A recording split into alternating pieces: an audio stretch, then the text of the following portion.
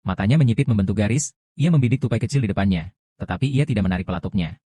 Adegan abnormal ini dilihat oleh anjing itu, ia segera berdiri, dengan hati-hati memperhatikan setiap gerakan anak laki-laki itu, kepala kecilnya yang bijaksana bersinar dengan inspirasi, dan ia memutuskan bahwa anak laki-laki di depannya adalah tuan yang baik, jadi ia naik jembatan tanpa ragu-ragu, dan mengikuti anak laki-laki itu sepanjang jalan. Tetapi ketika ia melihat senapan di bahu anak laki-laki itu, ia ragu-ragu sejenak dan tetap di tempatnya, karena ia baru saja berteriak tadi malam.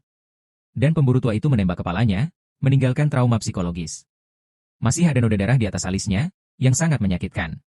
Ia tidak tahan dengan kebrutalan pemburu tua itu dan melarikan diri, tetapi ia tidak punya pilihan selain mengikuti anak laki-laki itu.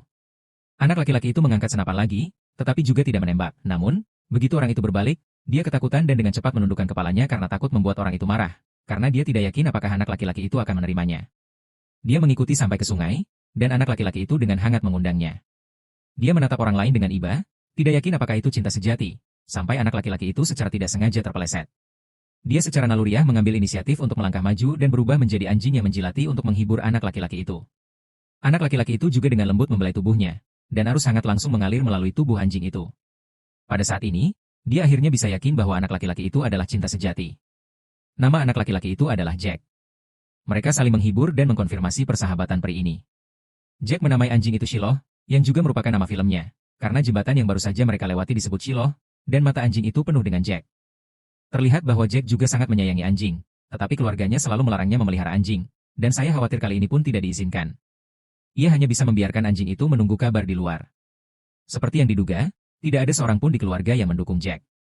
Jack menatap anjing itu dengan kecewa, dan anjing itu juga tergeletak di tanah dengan menyedihkan. Saat ini, mereka masih muda dan belum memahami kebenaran penting tentang anjing. Cinta bukanlah soal kata-kata. Hanya melalui kerja keras seseorang dapat memenuhi syarat untuk mencintai dan dicintai. Sang ayah curiga bahwa anjing itu mungkin milik pemburu tua itu, dan segera mendesak putranya untuk mengembalikan anjing itu. Lagi pula, itu bukan miliknya sendiri, dan ia tidak dapat mengambilnya untuk dirinya sendiri betapapun ia menyukainya. Inilah prinsip hidup yang dipegang teguh sang ayah. Jack sangat enggan mengembalikan anjing itu, tetapi ia tidak menyangka pemburu tua itu akan langsung menendangnya. Apa yang kau anggap harta, bagi orang lain dianggap rumput. Anjing itu meringkuk dengan menyedihkan, dan Jack merasa sangat tertekan. Tetapi di mata pemburu tua itu, anjingnya bisa ditendang sepuasnya, dan tak seorang pun bisa menghentikannya. Malam itu, anjing-anjing lain punya makanan, tetapi Shiloh dikurung. Jack juga tidak bisa tidur, karena ia tahu Shiloh membutuhkan cinta dan perasaan dicintai, yang memberinya kekuatan tak terbatas. Ia bergegas mengunjunginya keesokan paginya, maka ia memberanikan diri untuk bernegosiasi dengan pemburu tua itu agar mau membelinya. Tetapi pemburu tua itu mengira Jack tidak punya uang dan terlalu malas untuk berbicara dengannya. Ia tidak menyangka Jack akan mengambil tindakan nyata untuk mendapatkan Shiloh.